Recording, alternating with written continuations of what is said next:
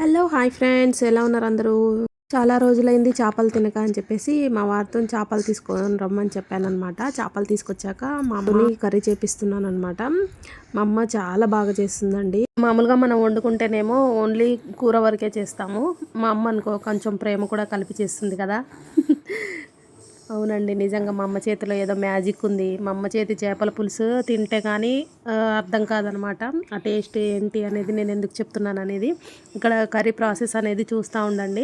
First కొంచెం cut చేసుకున్న కొబ్బరి ముక్కలు, ఇంకా జీలకర్ర, కొంచెం మెంతులు వేసి వేయించుకొని మిక్సీలో వేసుకోవాలండి. కొంచెం నువ్వులు కూడా వేయించుకొని చిటపట్లాడాక మిక్సీలో వేసి తిప్పుకోవాలన్నమాట. ఇక్కడ మా అమ్మని చూపిస్తున్నాను నేను. ఇంకా అవి వేయించుకున్న మొత్తం మిక్సీ పట్టుకొని బరకగా ఉన్నప్పుడే ఇంకా వేయించుకున్న టమాటాలు, పచ్చిమిరపకాయ, ఉల్లిగడ్డ వేసి మిక్సీ తిప్పుకోవాలి. అదే కడాయిలో కొంచెం వాటర్ వేసి చేస్తున్నాం అనమాట. ఎందుకంటే మిక్సీ టైట్గా తిరుగుతుంది కదా, అందుకోసం వాటర్ వేస్తే పేస్ట్ మంచిగా వస్తుంది, చిక్కగా వస్తుందని చెప్పేసి. తర్వాతకి ఈ ముక్కలన్నీ నీట్గా వాష్ చేసుకొని పెట్టుకున్నవే, ఆల్రెడీ 2 times వాష్ చేసి పెట్టుకున్నాం. ఇక్కడేమో చింతపండు నానబెట్టుకున్నాం అనమాట. మేము కొంచెం పులుపు ఎక్కువగానే తింటాం, సో మీకు నచ్చినట్టుగా అడ్జస్ట్ చేసుకోండి. చింతపండు అనేది కొంచెం తక్కువ వేసుకున్నా పర్వాలేదు, టమాటాలు ఉన్నాయి కాబట్టి సరిపోతుందండి ఈ గ్రేవీకి. ఇది మేము రైస్తో కూడా తింటాము, ఇంకా రోటీతో కూడా తింటాం అనమాట. చపాతీలో కంటే కూడా సజ్జల రొట్టెలు అయితే చాలా బాగుంటుంది అనమాట. మేము లాస్ట్లో రోటీ చేసే ప్రాసెస్ కూడా చూపిస్తాను. ఇంకా ముందే వాష్ చేసి పెట్టుకున్న ఫిష్ ముక్కలు ఉంటాయి కదా, ఇవన్నీ ముందే డ్రెస్సింగ్ చేయించుకొని వచ్చినవే అనమాట. అయినా కూడా ముందు వాష్ చేసుకున్నాము, తర్వాతకి మళ్ళీ వాష్ చేస్తున్నాం అనమాట. సాల్ట్ అండ్ లెమన్ వేసి వాష్ చేసుకొని పెట్టుకుంటే నీసు వాసన అయితే రాదనమాట. చిన్నపిల్లలకి ఎవరికైనా అలవాటు చేయాలనుకున్నప్పుడు కూడా, మనం తినాలన్నా కూడా ఎక్కువ నీసు వాసన వస్తే తినలేము కదా. ఎంత చేపలు తింటున్నాం కూడా అంత వాసన ఉంటే తినలేము. సో నీట్గా వాష్ చేసుకునే పద్ధతి అనమాట ఇది. లెమను కొంచెం రాక్ సాల్ట్ వేసి, అదే గల్లుప్పు అంటారు కదా, గల్లుప్పు మంచిగా వాటర్ లేకుండా 1-2 సార్లు ఇలా కలియదిప్పాలన్నమాట. తిప్పిన తర్వాతకి ముక్క కూడా చిదురు అవ్వకుండా నిదానంగా తిప్పాలి, ముళ్ళులు కూడా కుచ్చుకుంటాయి అనమాట. అలాంటప్పుడు నిదానంగా తిప్పిన తర్వాతకి కొంచెం స్మెల్ అనేది పోతుంది. కొంతమంది మజ్జిగతో కూడా వాష్ చేసుకుంటారు, అది కూడా బాగుంటుందండి. మేము ఇలాగే చేస్తామన్నమాట. అలా వాష్ చేసుకొని అదంతా రాక్ సాల్ట్లో ఉన్నప్పుడే, లెమన్ జ్యూస్ ఉన్నప్పుడే వాటర్ వేసేసి 2-3 సార్లు కడిగి పక్కన పెట్టుకుంటే స్మెల్ అనేది ఉండదు. ముక్క కూడా కొంచెం గట్టిగా ఉంటుంది లెమన్ జ్యూస్ తగలడం వల్ల. తర్వాతకి ఇంకా ఇక్కడ ఏమైందంటే, కడిగిన తర్వాతకి ముక్కలకి ముందు పేస్ట్ చేసి పెట్టుకున్నాం కదా, అదంతా మిక్సీలో తిప్పుకున్నది అదంతా వేసి ముక్కలకు పట్టిస్తుంది మా అమ్మ. కొంచెం కారం తక్కువ ఉందని చెప్పేసి మళ్ళీ కారం వేసింది అనమాట. మేము కారం ఎంత ఎక్కువగా స్పైసీగా ఏం తినము, నార్మల్గానే తింటామన్నమాట. ఇంకా ఇక్కడ తాలింపు కోసం పచ్చిమిర్చి, టమాటో, కరివేపాకు కూడా వేసుకుంటుంది. జీలకర్ర వేసింది ముందు. చూడండి, ఇలా పోపు వేగిన తర్వాతకి కరివేపాకు కూడా వేస్తారు. కొంతమంది ఏమో కరివేపాకు అసలు వేయరు అనమాట. మేము కరివేపాకు వేసుకుంటామండి, చాలా బాగుంటుంది.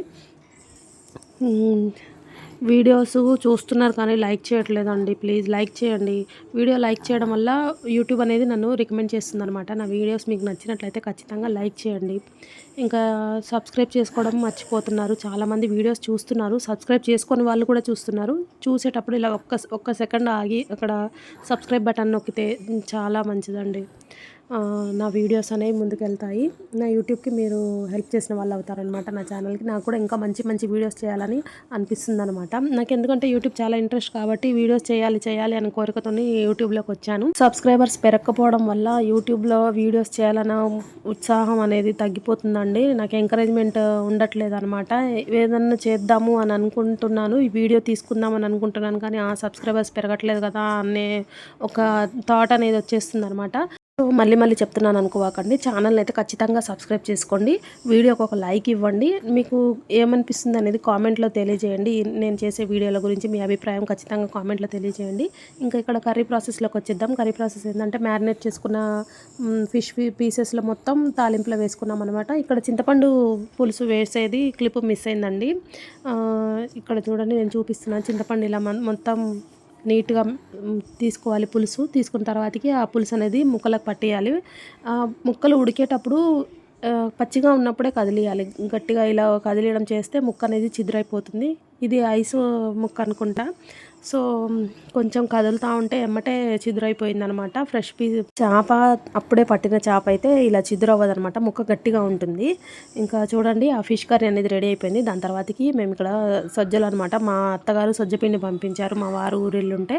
ఇంకా సజ్జలతోనే రొట్టె చేస్తుంది మా అమ్మ. నేను కూడా చేస్తానండి, జొన్న రొట్టె చేస్తున్నాను. ఆ వీడియో కూడా చూడని వాళ్ళు ఉంటే చూడండి, వీడియోకి ఒక లైక్ చేసుకోండి. ఈ కర్రీకి జొన్న రొట్టెలు, సొద్ద రొట్టెలు ఇలా రొట్టెలలో ఈ పులుసులో వేసుకొని తింటే చాలా బాగుంటుందండి.